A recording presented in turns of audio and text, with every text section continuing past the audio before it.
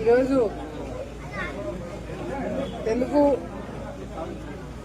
రాష్ట్ర ప్రజలు మన తెలుగుదేశం పార్టీ అధికారంలోకి వచ్చిన తర్వాత ప్రజలకి చేసే మంచిని చూసి ఈరోజు 5 సంవత్సరాలు పడిన ఇబ్బందులు కష్టాలు వైసీపీ ప్రభుత్వంలో నరకం అనుభవించి ఈరోజు మళ్లీ చంద్రబాబు నాయుడు గారు ముఖ్యమంత్రి అయిన తర్వాత మనకి మంచి రోజులు వచ్చినాయి.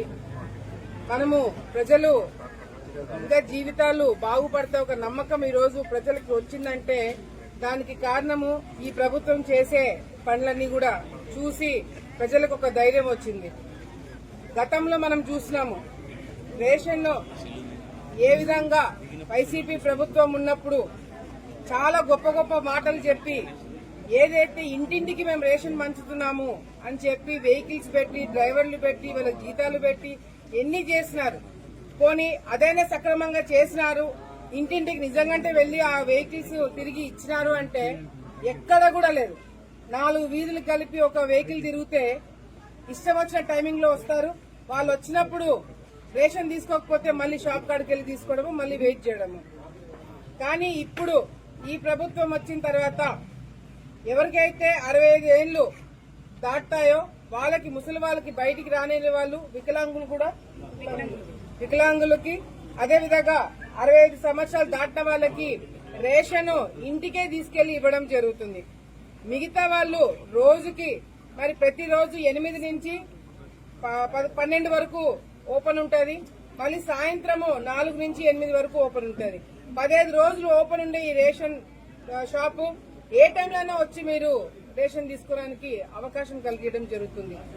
గతంలో చూసినాం మనం ఏదైనా పనికని బయటికి పోయి వచ్చే లోపల ఎప్పుడు ఇస్తాడో, ఎప్పుడు వెళ్లిపోతాడో, ఎప్పుడు ఏం జరుగుతుందో కూడా తెలియని పరిస్థితి.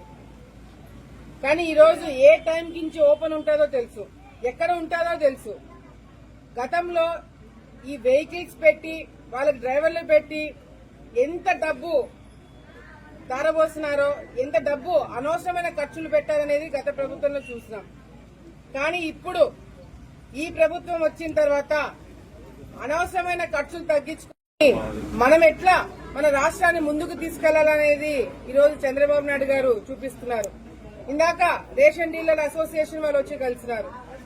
వాళ్ళందరూ కూడా ఈ ప్రభుత్వం తీసుకున్న నిర్ణయానికి మేమందరం కూడా చాలా సంతోషంగా ఉన్నాము అని చెప్పి రాష్ట్రంలో, ఇక్కడే కాదు రాష్ట్రంలో ఉన్న అన్ని అసోసియేషన్లు కూడా ఈరోజు ఆ స్థానికంగా ఉన్న ఎమ్మెల్యేలను గాని ముఖ్యమంత్రి గారిని శభాషణ అంటున్నారంటే ఈ ప్రభుత్వం తీసుకున్న నిర్ణయాల వల్లనే. నేను రేషన్ డీలర్ వాళ్ళకు కూడా, అసోసియేషన్ వాళ్ళకు కూడా చెప్తున్నాను, ఎవరైతే వికలాంగులు తర్వాత ముసలి వాళ్ళు, బయటికి రాలేని వాళ్ళు ఉన్నారో వాళ్ళని ఐడెంటిఫై చేసి కరెక్ట్ టైంకి వాళ్ళకి రేషన్ అందజేసే బాధ్యత మీరు తీసుకోండి.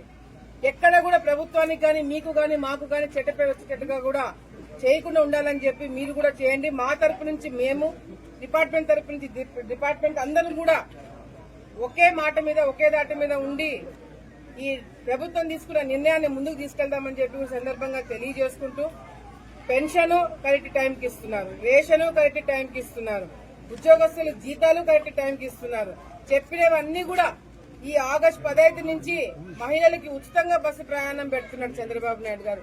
గతంలో మాట ఇచ్చిన ప్రకారంగా కూడా తల్లికి వందనం ఎంతమంది పిల్లలు ఉంటే అంతమంది పిల్లల అకౌంట్ డబ్బులు వేస్తామని చెప్పారు. అది కూడా తొందరలోనే మొదలవ్వబోతుంది. ఈరోజు సూపర్ 6 ఎందుకు చేయలేదు అని మొత్తుకుంటున్న వైసీపీ నాయకులకి మేం ప్రెస్ మీట్లు పెట్టి చెప్పాల్సిన అవసరం లేదు. చంద్రబాబు నాయుడు గారు తీసుకున్న నిర్ణయాలు మేము చెప్పిన పనులు చేసుకుంటూ పోతున్నాము. మీకు అదే బుద్ధి చెప్తారు. ఈ రోజు కూడా వైసీపీ నాయకులు ఓడ్చుకోలేకపోతున్నారు. వైసీపీ నాయకులు ఈ రోజు సాక్షి పేపర్ చూసిన పెద్ద క్యూ ఒకటి పెట్టినాడు.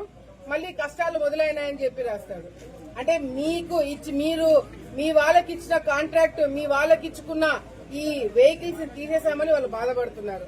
మీకు రావాల్సిన కమిషన్ ఆగిపోయిందని మీరు బాధపడుతున్నారు.